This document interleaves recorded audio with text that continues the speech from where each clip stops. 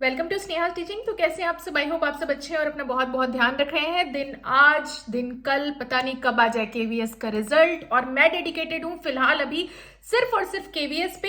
इसके बाद मैं बीपीएससी और DSSB, ये जो भी अदर एग्जाम है, टीटीज, आप मेरे साथ बने रहिएगा रिजल्ट के बाद। ये बहुत इंपॉर्टेंट है। मैं आपको बाकी सारे टीचिंग एग्जाम्स में हेल्प करने वाली हूँ इसी चैनल पे, ठीक है? तो मेरे साथ जरूर बने रहिएगा। और आज मैं बहुत ही बेहतरीन और सुंदर सवाल लेके आई हूँ जो रोहित कुमार जी ने पूछा है। मैं अपने सब्सक्राइबर का नाम ले लेती हूँ। रोहित कुमार जी ने मुझसे पूछा मतलब कमेंट में कि मैम बच्चों में स्पिरिचुअलिटी यानी स्पिरिचुअलिज्म कैसे डेवलप करें। ठीक है, अगर ये क्वेश्चन कर दिया जाता है कि मैडम पढ़ाई लिखाई तो हर एक टीचर करा देते हैं, पर बीइंग अ टीचर बच्चों के अंदर स्पिरिचुअल बिलीव्स, मोरल बिलीव्स, ये सब आप कैसे लाओगे? तो इसका क्या सही जवाब होगा? तो चलिए आज के वीडियो को इसी टॉपिक पे हम लोग जो है डिस्कस करने वाले हैं। मैं आपको बहुत इंपॉर्टेंट पॉइंट्स बताऊंगी। आप बच्चों में स्पिरिचुअलिटी डेवलप करने के लिए क्या करोगे, जरूर कमेंट बॉक्स में बताइएगा। और अगर आपके पास कोई सवाल है तो वो भी जरूर पूछिएगा, ठीक है? तो सबसे पहले हम ये जान लें कि स्पिरिचुअलिज्म होता क्या है। What is spiritualism? तो स्पिरिचुअलिज्म जो होता है वो एक ब्रॉड रेंज ऑफ बिलीफ है, यानी कि कोई एक बिलीफ नहीं कह सकते हैं कि कोई एक मान्यता है या कोई एक मानना है। एक ब्रॉड रेंज है, ठीक है? बिलीफ या प्रैक्टिसेस, सेंस ऑफ कनेक्शन, कोई एक स्ट्रॉन्ग कनेक्शन का feeling, greater than one self, यानी कि खुद से ज्यादा कुछ बड़ा, ठीक है? या कोई रिलीजियस फेथ या ये कह सकते हैं सुपर नेचुरल पावर वाली बिलीफ, ठीक है? यूनिवर्सल एनर्जी या फेथ, इसको हम स्पिरिचुअलिज्म बोलते हैं। हम जब भी स्कूल जाते थे, हमारा एग्जाम होता था, तो हमारी मम्मी या पापा हमें बोलते थे भगवान से आशीर्वाद लो, भगवान को प्रणाम करो और उनसे आशीर्वाद मांगो कि आपका एग्जाम अच्छा जाए। और हमारे अंदर यहाँ से कहीं ना कहीं स्पिरिचुअलिटी डेवलप हुई, क्योंकि बच्चों के अंदर अगर ये चीज नहीं डाला जाए तो बच्चे, कहते हैं ना, बच्चे कभी भगवान या ये सब चीज में कभी बिलीव ही नहीं करेंगे कि कुछ उनसे भी ऊपर है। तो ये चीज तो डालना जरूरी तो नहीं, सिर्फ पेरेंट्स का ही काम है, टीचर का भी काम है। तो ये होता है स्पिरिचुअलिज्म। अब स्पिरिचुअलिज्म से होता क्या क्या है ये भी मैं आपको एक बहुत ही शॉर्ट में बता देती हूँ कि स्पिरिचुअलिज्म अगर आप बच्चों में डेवलप करोगे तो उससे क्या आपको देखने को मिलेगा, क्या उसका परिणाम पॉजिटिव है या निगेटिव है। पॉजिटिव डायरेक्शन में स्पिरिचुअलिज्म हमेशा करने की कोशिश करें, हमेशा एकदम डीप ऑफ पॉजिटिविटी, जिससे कि बच्चों में मोरल डेवलपमेंट देखने को मिलता है, भावनात्मक विकास देखने को मिलता है, यानी इमोशनल वेलबींग देखने को मिलता है। बच्चे ग्राउंडेड रहते हैं, यानी कि उनमें एक ये रहता है कि, कहते हैं ना, ग्राउंडेड मतलब आप समझ रहे हो ना कि उन्हें हकीकत पता करने की वो कोशिश करते हैं और स्टेबल रहते हैं। एम्पैथी रहता है, यानी दूसरों के प्रॉब्लम को समझने की क्षमता रहती है। सेंस ऑफ ह्यूमर, या फिर कोई एक टाइम पे उनको पीयर प्रेशर फील होता है तो उनके अंदर वो स्पिरिचुअलिटी है जिससे कि वो डेविएट नहीं हो सकते हैं।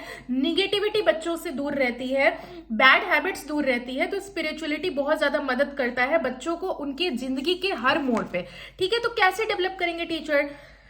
तो उसका सबसे पहला पॉइंट मैं आपको भी बताती हूँ कि टीचर क्या कर सकते हैं कि माइंडफुलनेस प्रैक्टिसेस इंकरेज कर सकते हैं क्लासरूम में। यानी 2 minutes of silence please children, can you please close your eyes and make your wishes for the day, can you please pray. इसलिए तो सुबह स्कूल में प्रेयर्स होती हैं। क्यों होती हैं? स्पिरिचुअलिज्म डेवलप होता है इससे बच्चों में। उनको पता होता है। मैं जिस स्कूल में जाती थी बचपन में, उस स्कूल में स्कूल जाते टाइम भी प्रेयर होता था, बाहर में असेंबली में बच्चे लगते थे, और जब मैं स्कूल से छुट्टी होता था, छुट्टी टाइम भी प्रेयर होता था, एक गॉड को थैंक यू करने के लिए कि आज का दिन हमारा अच्छा गया। तो मॉर्निंग प्रेयर भी होता था और निकलते समय भी प्रेयर होता था। निकलते समय का प्रेयर हमें ग्रैटिट्यूड की सेंस देता था, हमें थैंकफुलनेस की सेंस देता था, ठीक है? तो आप माइंडफुलनेस क्लासरूम में प्रैक्टिस कीजिए, ठीक है? 2 minutes ऑफ साइलेंस वाली बात। एक और चीज हम मेरे स्कूल में बहुत अच्छी होती थी, वो ये होता था कि अगर किसी पर्सन की कहते हैं ना, कोई अगर किसी की डेथ हो गई हो या कोई बहुत फेमस पर्सन है उनकी डेथ हो गई है, तो 2 minutes ऑफ साइलेंस होता था क्लास में। सभी बच्चों को शांत कराया जाता था, आईज क्लोज करवाई जाती थी और उस वक्त कोई भी कुछ नहीं बोल सकता था। तो माइंडफुलनेस प्रैक्टिसेस क्लासरूम में कराना, डीप ब्रीथिंग, मेडिटेशन, ये सब आजकल बहुत जरूरी है। बच्चों में कई बार डिप्रेशन देखने को मिलता है और ये पता भी नहीं होता है पेरेंट्स या टीचर्स को। तो माइंडफुलनेस प्रैक्टिसेस बच्चों को बहुत हेल्प कर सकती है। ब्रीथिंग, डीप ब्रीथिंग, बच्चों को मोरल वैल्यूज सिखाना। मोरल वैल्यूज की किताबें आती हैं आजकल स्कूलों में। मोरल वैल्यूज बच्चों को सिखाना, काइंडनेस सिखाना, एम्पैथी सिखाना, यानी कि दया से ज्यादा बढ़कर उस चीज को ये समझना कि दूसरे की प्रॉब्लम को आप कैसे खुद पर फील करके सोच सकते हो। आप उन्हें ये समझा सकते हो कि बेटा अगर बताओ, अगर आप इस सिचुएशन में होते तो आपको कितना बुरा लगता। ठीक है, तो बच्चे के अंदर वो दया या हीन वाली भावना ना आकर बच्चे खुद को उस सिचुएशन में रख के सोचेंगे। या ग्रैटिट्यूड, यानी बच्चे के अंदर थैंकफुलनेस बहुत इंपॉर्टेंट है। रात में बच्चे सोएं तो एक ग्रैटिट्यूड, भगवान की प्रार्थना करके सोएं। कुछ इस तरह की आप हैबिट डाल सकते हैं। ये उनको बता सकते हैं आप बीइंग अ टीचर, जो या फिर पेरेंट्स से आप डिस्कस करके। डाइवर्सिटी को बच्चे एक्सेप्ट करें, सेलिब्रेट करें। अगर क्लासरूम के अंदर आप बच्चे के अंदर डाइवर्सिटी एक्सेप्टेंस डाल दो तो वो बच्चे कल को एग्रेसिव नहीं होंगे किसी पर्टिकुलर कल्चर को लेके। बच्चे को डाइवर्सिटी को एक्सेप्ट करना आना चाहिए। किसी भी कंट्री, किसी भी पार्ट में जाएंगे, वहां different culture, different opinions, different religious practices हो सकता है। अगर बच्चा कल्चरल रेसिस्टिव है तो बच्चे को अडेप्ट करना थोड़ा सा मुश्किल हो जाएगा। हर कल्चर, हर बिलीव्स जो है उसको सेलिब्रेट करना चाहिए। ठीक है, अपनी कल्चर, आपकी जो कल्चर है, मैं नहीं कहती कि उसे आप महत्व ना दें, उसको महत्व देते हुए बाकी दूसरे के कल्चर को किसी हीन भावना से नहीं देखना, सभी के कल्चरल डाइवर्सिटी को एक्सेप्ट करना और हैप्पी रहना, इंक्लूसिविटी रखना, ये बहुत इंपॉर्टेंट है। ठीक है, इनकरेज मीनिंगफुल रिलेशनशिप्स, यानी कि आप इसमें बच्चे के अंदर trust, respect, open communication in classroom, यानी क्लासरूम के अंदर बच्चे कोई चीज को लेके बोल पाए। ठीक है, उनके अंदर बोलने की सेंस होनी चाहिए, बोल पाए, उनको डर नहीं लगना चाहिए कोई चीज को बोलने में। ठीक है, उनको उनके बिलीफ को एक्सप्लोर करने दीजिए। यानी बच्चे कुछ कहते हैं ना, कुछ अजीब सा सवाल लेके आ रहे हैं आपके सामने कि मैम ऐसा क्यों हुआ, ये जो है क्या मून ऐसा क्यों हो रहा है। उनके जो यूनिवर्स को लेके उनके अंदर जो बिलीफ है या फिर उनके अंदर जो क्वेश्चंस है, उनको इनकरेज कीजिए, उनको सुनिए। ठीक है, बच्चों को कॉन्वर्सेशन में एंगेज कर सकते हैं आप, लेके लाइफ मिस्ट्रीज हैं, पर्पस है, हम क्यों यहाँ पे हैं, हम क्यों इस धरती पे हैं, किसी का भला करने के लिए, किसी का अच्छा करने के लिए हमें भगवान ने भेजा है, नेचर ऑफ एग्जिस्टेंस। ठीक है, ये सब हो गया। स्टोरीज जो है, various cultural and religious traditions that carry spiritual messages. कोई स्पिरिचुअल मैसेजेस है जो गुड सेंस में है, मतलब कोई अच्छा पॉजिटिव चीज है, कोई पॉजिटिव मैसेज किसी चीज से, कोई स्टोरी से निकल के आ रहा है, वो आप बच्चों को सुना सकते हैं। बच्चों को ऐसे एक्टिविटीज में इन्वॉल्व कीजिए जिससे कि वो एक दूसरे की मदद कर पाए।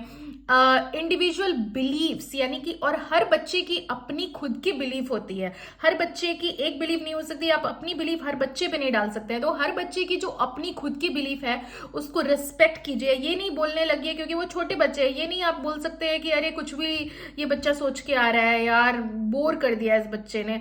बच्चे बहुत क्यूरियस होते हैं, उनके अंदर पूरे दुनिया की बहुत सारी चीजें समाई रहती हैं, उनके आंखों में वो चमक रहती है कि वो हर चीजों को सीखना चाहते हैं, हर चीजों के बारे में जानना चाहते हैं, बहुत सारे सवाल पूछना चाहते हैं। तो उसको रिस्पेक्ट कीजिए और बच्चों के अंदर जो क्रिटिकल थिंकिंग है उसको सपोर्ट कीजिए। बच्चे के अंदर क्रिटिकल थिंकिंग जो भी है उसको सपोर्ट करना बहुत इंपॉर्टेंट है।